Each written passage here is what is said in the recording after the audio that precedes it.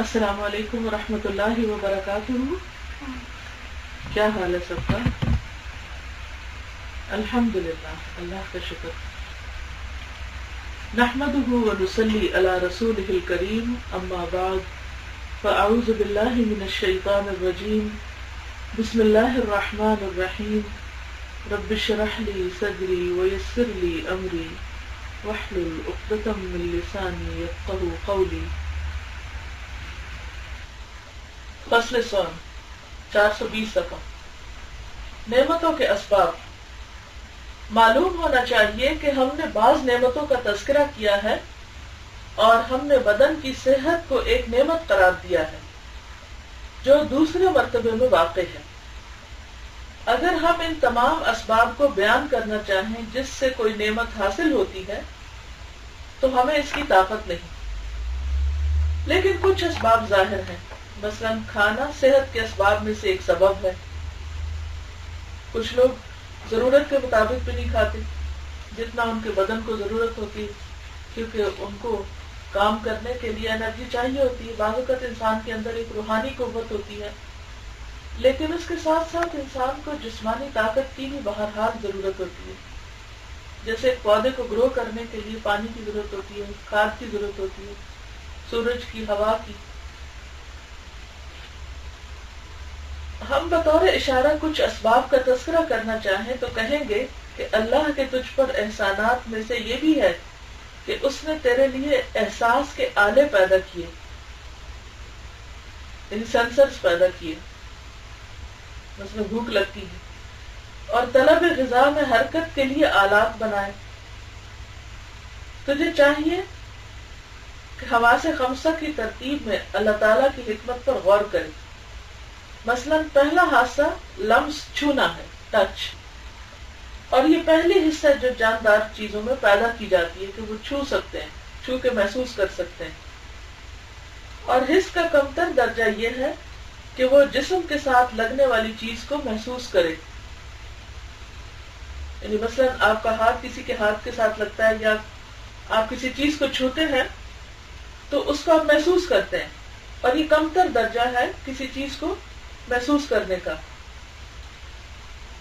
دور کی چیزوں کا احساس دلانے کے لیے اللہ نے تیرے اندر سونگھنے کی حس رکھی کہ دور کی چیز کا ادراک بو سے ہو جائے. اس کے علاوہ اس محتاجی کا ازالہ بھی کر دیا کہ بعض اوقات معلوم نہیں ہوتا کہ بو کس چیز کی ہے. یہ جاننے کے لیے اللہ نے تجھے دیکھنے کی قوت عطا فرمائی تاکہ تو دور کی چیزوں کا ادراک کر سکے. مثلا یوسف علیہ السلام کا کرتا جب آ رہا تھا تو یعقوب علیہ السلام نے دیکھے بغیر، حالانکہ وہ ابھی مصر سے چلا ہی تھا، سینکڑوں میل کا فاصلہ تھا فلسطین سے مصر تک کا، لیکن انہوں نے کیا کہا؟ انی لاجد ریح یوسف، کہ مجھے یوسف کی خوشبو آ رہی. اور پھر اس کے بعد ان کی آنکھیں دیکھ نہیں پا رہی تھی، لیکن جو ہی وہ کرتا لا کر ان کی آنکھوں پہ ڈالا گیا تو وہ دیکھنے لگ گئے. تو کہتے ہیں کہ یہ جاننے کے لیے اللہ نے تجھے دیکھنے کی قوت عطا فرمائی تاکہ تو دور کی چیزوں کا ادراک کر سکے اور اس کی جہت بھی معلوم کرے. اور اس سے بھی آگے یہ دشواری بھی دور کر دی کہ جو چیز دیوار کے پیچھے ہے اس کا صحیح حال معلوم نہیں ہوتا. بعض اوقات دشمن اوٹ میں ہو کر تیرا قصد کرتا ہے، یعنی چھپ کے تجھے مارنا چاہتا ہے. تو اللہ نے تیرے لیے کان بنائے تاکہ تو دیوار کے پیچھے کی آواز سن سکے. یعنی اللہ تعالیٰ نے انسان کو کس کس طریقے سے پروٹیکٹ کیا ہے، کیسی کیسی نعمتیں دی ہیں. اور پھر یہ بھی کافی نہ ہوتا اگر تجھ میں حصے ذوق نہ ہوتی، کیونکہ اسی سے تو اپنے موافق اور اپنی مضر چیزوں کا ادراک کرتا ہے. یعنی چکھ کے درخت کی مثال تیرے سامنے ہے کہ اس کی جڑوں میں جو بھی بہنے والی چیز ڈال دی جاتی ہے اسے جذب کر لیتا ہے. یہ اندازہ نہیں کر سکتا کہ کون سی چیز اسے سکھا دینے والی ہے اور کون سی شاداب کرنے والی ہے. یعنی بعض اوقات زہریلے مادے درختوں کی جڑوں میں ڈال دیے جاتے ہیں جس کی وجہ سے درخت سوکھ جاتے ہیں. درخت کی آنکھیں نہیں ہیں کہ وہ دیکھ سکے، بس اس کا ایک ہی چیز کام کر رہی ہے، اور وہ یہ کہ جڑوں کے ذریعے وہ سب کچھ سب کرتا جا رہا ہے. لیکن انسان کے سامنے جب کوئی چیز آتی ہے تو وہ سونگ کر بھی دیکھتا ہے، چکھ کے دیکھتا ہے پھر اسے کھاتا ہے، پھر اپنے اندر لے جاتا ہے کہ کہیں وہ مر تو نہیں جائے گا۔ پھر اللہ تعالیٰ نے تجھے ایک اور صفت سے نوازا ہے جو سب سے اعلیٰ ہے، اور وہ ہے عقل۔ اسی کے ساتھ تو کھانوں اور ان کے منافع اور انجام کو معلوم کرتا ہے، اور اسی سے تو کھانوں کے پکنے اور ان کے اجزاء اور اس کے اسباب کی تیاری کرتا ہے، کتنا نمک ڈالنا ہے، کتنی مرچ ڈالنی ہے، کتنی دیر پکانا ہے، یہ ساری عقل کے کام ہے۔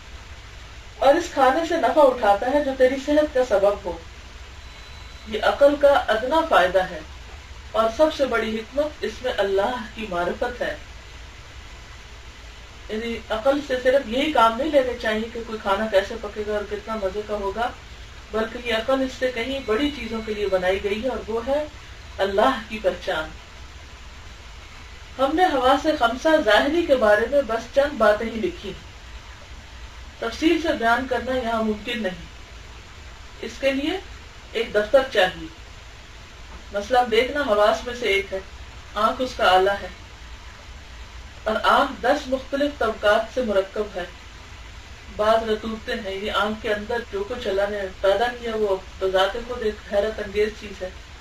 بعض مختلف پردے ہیں، اور 10 طبقات میں سے ہر ایک کی الگ الگ صفت ہے، صورت، شکل، ہیئت، تدبیر اور ترکیب ہے۔ یعنی آنکھ کی جو ڈیزائن ہے، اس کی لمبائی، چوڑائی، گولائی کے جو ٹچ ہے، اور جس مادے سے وہ بنی ہے، اگر ایک طبقہ بھی ان میں سے بگڑ جائے تو بصارت زائل ہو جائے گی۔ یعنی ان سب کی کوارڈینیشن سے آنکھ دیکھتی۔ سننے کی حس اور دوسرے حواس کو بھی اسی پر قیاس کر لو، ان کی پوری تفصیل تو کئی جلدوں میں بھی نہیں آ سکتی۔ اس کے بعد ارادہ، قدرت اور آلات حرکت کی پیدائش۔ ان کی پیدائش میں طرح طرح کی نعمتوں کا اندازہ کرنا چاہیے۔ اگر کوئی انسان کھانے پینے کی چیزوں کو دیکھ تو سکتا ہو، لیکن اس کے دل میں انہیں نوش جان کرنے کی رغبت پیدا نہ ہو، تو اس کا یہ دیکھنا بیکار ہے۔ کتنے ہی مریض ہیں جو کھانے کو دیکھتے ہیں اور وہ ان کے لیے مفید بھی ہوتے ہیں، لیکن وہ کھا نہیں سکتے کیونکہ کھانے کی خواہش نہیں ہوتی۔ تو یہ کتنا بڑا کرم ہے کہ اللہ نے تیرے اندر کھانے کی خواہش پیدا کی اور اسے تجھ پر مسلط کر دیا، تو انسان مجبور ہو جاتا ہے اس خواہش کی وجہ سے کہ کچھ کھا لے۔ گویا کہ وہ غذا کھانے کا تقاضا کر کے تجھے مجبور کرتی ہے، پھر یہ خواہش ضرورت کے مطابق کھانا کھا لینے کے بعد ساکن نہ ہو جاتی تو بہت زیادہ کھاتا ہے اور اپنے نفس کو ہلاک کرتا ہے۔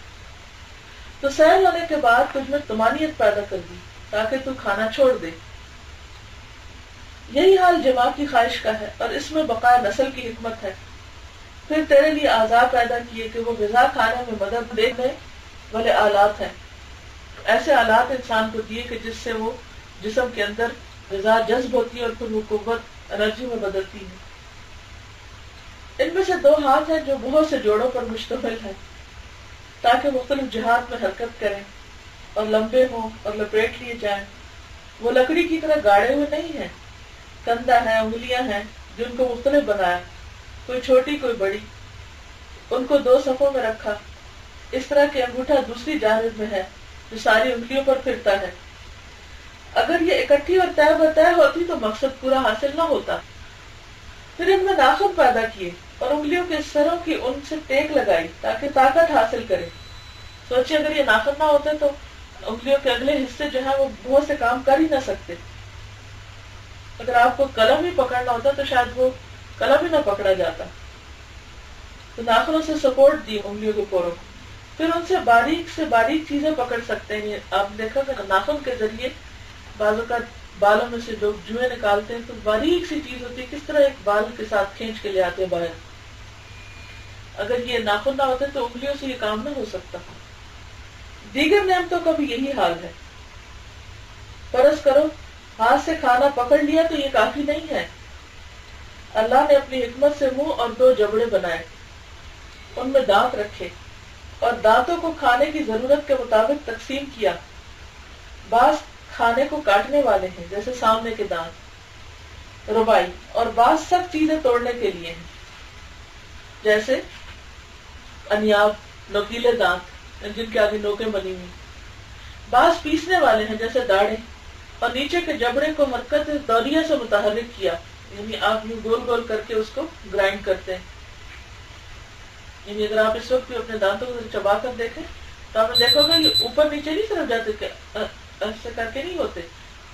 آپ اگر ایسے امیجن کریں کہ اس وقت آپ کھا رہے ہیں تو یوں آپ کی گرائنڈنگ والی شیپ بنے گی منہ کے اندر گول سی. یعنی نیچے والے جبڑے کو آپ مختلف طرح ہلاتے ہیں جبکہ اوپر کا جبڑا ایک جگہ پر ثابت رہتا ہے, وہ حرکت نہیں کرتا. اللہ تعالیٰ کی عجیب قدرت کو دیکھو کہ مخلوق کی بنائی ہوئی چکی کا نیچے کا پتھر ساکن رہتا ہے. یعنی انسان جب چکی میں کچھ پیستا ہے تو نیچے والا جو پارٹ ہوتا ہے وہ, اگر آپ کسی نے دیکھا ہو تو پتھر کے دو پارٹ کے بیچ میں چیز پیسی جاتی ہے نا, تو نیچے والا ساکن ہوتا ہے, اوپر والا گھومتا ہے. اگر اوپر کا پارٹ چلتا ہے تو ان اعضاء شریفہ کو خطرہ تھا جو منہ کے اندر تھے. اللہ اکبر. یعنی اگر نیچے کا ہلنے کی بجائے اوپر کا منہ ہلتا کھانا کھاتے وقت تو وہ تو بہت سی مثلاً کی گالوں کے اندر والے گوشت کو اور زبان کو بھی چبا کے رکھ دیتا. پھر دیکھو اللہ نے زبان دے کر کتنا بڑا احسان کیا کہ وہ منہ کے اطراف میں پھرتی ہے اور ضرورت کے مطابق کھانے کو منہ کے وسط سے دانتوں کی طرف پھیرتی ہے. یعنی وہ بھی خوراک کو گھماتی رہتی, دانتوں کے نیچے لاتی ہے, جیسے بیلچا کے غلہ کو چکی کی طرف دھکیلتا ہے. اور اس کے بعد اس میں بولنے کی قوت بھی ہے. فرض کیا کھانے کو کاٹ لیا, پیس لیا, لیکن وہ خشک ہے, اس کو نگل نہیں سکتے جب تک کہ ایک طرح کی رطوبت پھسلا کر حلق میں نہ لے جائے. اس مقصد کے لیے اللہ تعالیٰ نے زبان کے نیچے ایک چشمہ بنایا ہے جس سے لعاب بہتا ہے اور ضرورت کے مطابق کھانے میں شامل ہوتا رہتا ہے یہاں تک کہ کھانا گوندھا جاتا ہے. پھر اس گوندھے ہوئے نرم کھانے کو منہ سے معدے تک کون لے جاتا ہے, کیونکہ اس کو ہاتھ سے تو معدے تک پہنچانا ناممکن ہے. تو اللہ تعالیٰ نے کوے اور نرخرا کو تیار کیا. کوا کہتے وہ گلے کے اندر جو گنڈی سے لٹک رہی تھی, اور نرخرا وہ گلا, اور اس کے سر کے کئی حصے بنائے. یہ کھانا لینے کے لیے کھل جاتا ہے, پھر بند ہو جاتا ہے اور نگلتا ہے یہاں تک کہ کھانا اندر چلا جاتا ہے, اور اندر بھی جا کے وہ خوراک کی نالی میں لے جاتا ہے, اس میں سانس کی نالی میں نہیں لے جاتا. اولا روٹی اور پھل کے ٹکڑے ہوتے ہیں, وہ اس کیفیت میں گوشت, ہڈی یا خون بننے کی صلاحیت نہیں رکھتے. تو اللہ تعالیٰ نے معدے کو ہنڈیا کی طرح بنایا, کوکر ہے جس میں کھانا پکتا ہے. جو حرارت اسے پکاتی ہے وہ 4 اعضاء سے اس کو پہنچتی ہے. یعنی کھانا پکنے کے لیے گرمائش چاہیے ہوتی ہے, آگ چاہیے ہوتی ہے. تو اللہ نے پیٹ کے اندر وہ انتظام رکھا. دائیں جانب سے جگر, بائیں جانب سے تلی یعنی سپلین, آگے کی جانب سے انتڑیاں انٹسٹائن, اور اوجری کی چربی یعنی فیٹس جو ہوتے ہیں پیٹ میں, اور پچھلی جانب سے پیٹھ کا گوشت. پھر کھانا پکتا ہے اور سیال یکجان بن جاتا ہے. جیسے کسی گرائنڈر میں کوئی چیز بالکل ایک یکجان ہو جاتی ہے, اسی طرح معدے کے اندر وہ سارا بالکل ایک لیکوڈ سا بن جاتا ہے جو رگوں کے جوف میں نفوذ کی صلاحیت رکھتا ہے. یعنی وہ پھر مختلف چھوٹی چھوٹی رگوں کے اندر چلا جاتا ہے. پھر وہ کھانا معدے سے جگر کی طرف چلا جاتا ہے اور اسے پکائے جانے کا عمل ایک بار پھر دہرایا جاتا ہے. اب وہ اعضاء میں منتشر ہو جاتا ہے اور اس کا ثقل یعنی ہیوی چیز فضلہ باقی رہ جاتا ہے جو باہر نکل آتا ہے, ایکسکریشن جو ہے. اعصاب کے نظام پر نظر ڈالیں, یعنی نروس سسٹم پر نظر ڈالیں تو معلوم ہوگا آدمی کے اندر بے شمار پٹھے اور رگیں ہیں, اور ہر ایک میں حکمت خداوندی ہے. اگر کوئی متحرک رگ ٹھہر جائے یا کوئی ٹھہرنے والی پھڑک نہ لگے تو انسان ہلاک ہو جائے. غرض یہ کہ اللہ تعالیٰ کی نعمتیں اپنے اوپر دیکھو تاکہ تمہیں شکر کی قوت حاصل ہو. تم اللہ کی نعمتوں میں سے صرف کھانے کی نعمت کو جانتے جو سب سے معمولی ہے, اور اس سے بھی تو صرف اتنا ہی کہ بھوک لگتی ہے تو کھانا یاد آتا ہے. اتنا تو جانور بھی جانتا ہے کہ وہ بھوکا ہوتا ہے تو کھاتا ہے, تھکتا ہے تو سوتا ہے, شہوت آتی ہے تو جمع کرتا ہے. اور جب کوئی اپنے نفس سے وہی کچھ جانے جو ایک گدھا بھی جانتا ہو تو وہ اللہ تعالیٰ کا شکر کیسے ادا کر سکے. یعنی اگر انسان کو بھی صرف یہی کام کرنے ہیں جو ایک گدھا کرتا ہے تو پھر فرق کس چیز کا, کہ اسے صرف کھانے, سونے, اور اپنی شہوت پوری کرنے کا بس پتہ ہو. اور یہ جو ہم نے مختصر سے اشارہ کیا ہے یہ اللہ تعالیٰ کی نعمتوں کے سمندر میں سے ایک قطرہ ہے. اللہ تعالیٰ نے فرمایا وَإِن تَعُدُّوا نِعْمَةَ اللَّهِ لَا تَحْصُوهَا، اگر تم اللہ کی نعمتوں کو شمار کرنے لگو تو گن نہ سکو. تو آج کا باب ختم ہوا. اگر کوئی سوال ہے تو آپ کر لیجیے.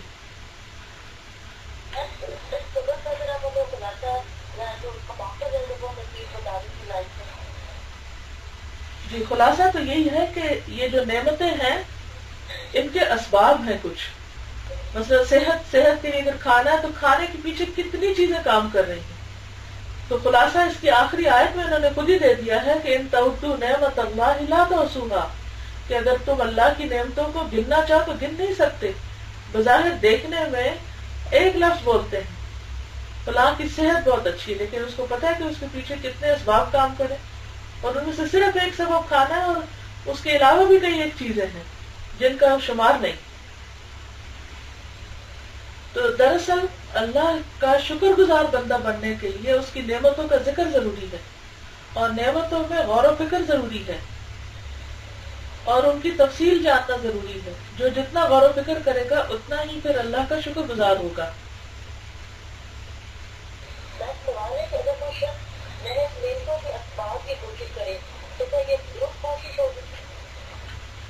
نعمتوں کے اسباب کی کوشش کریں. اصل تو مقصود میں ذات کیا چیز ہے، کس کے لیے وہ نعمت مانگ رہا ہے، جو اصل چیز ہے اس پر نظر ہونی چاہیے، اور دنیا کی ساری چیزوں کو وسیلہ سمجھنا چاہیے، ذریعہ سمجھنا چاہیے کہ یہ ہمیں آخرت میں اللہ تعالیٰ کی ملاقات اور اللہ کی رضا اور اللہ کے دیدار تک لے جائے. سب چیزیں یہ سب کچھ ذریعہ ہے، سب کچھ وسیلہ ہے، اور اللہ نے ان وسائل کے اندر بھی ہمارے لیے خوشی رکھ دی. چلیے ٹھیک ہے، تو میں اجازت چاہتی ہوں. السلام علیکم ورحمۃ اللہ وبرکاتہ.